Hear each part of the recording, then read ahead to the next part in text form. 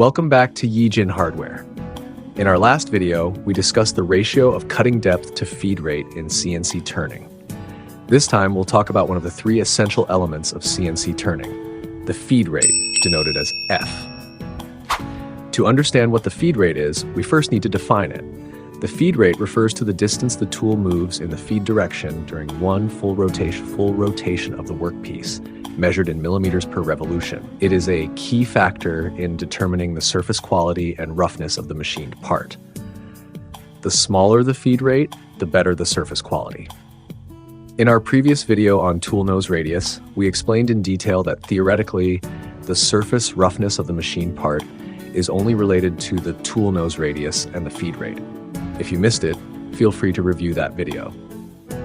Additionally, the feed rate affects chip formation and thickness during machining. The larger the feed rate, the thicker the chip cross-section, making chip breaking easier.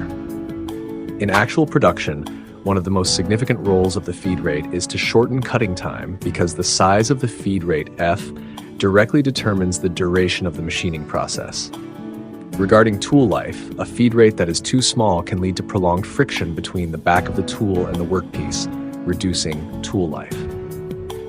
Conversely, an excessively large feed rate results in intense movement, rapidly increasing cutting temperatures and wear on the back of the tool. However, the impact of feed rate on tool life is still much less significant compared to cutting speed, VC. So how should we correctly set the feed rate F in actual machining? Based on the type of material being processed and the required surface accuracy of the product, select the feed rate within the recommended range provided by the manufacturer. Specific values can often be found on the tool packaging.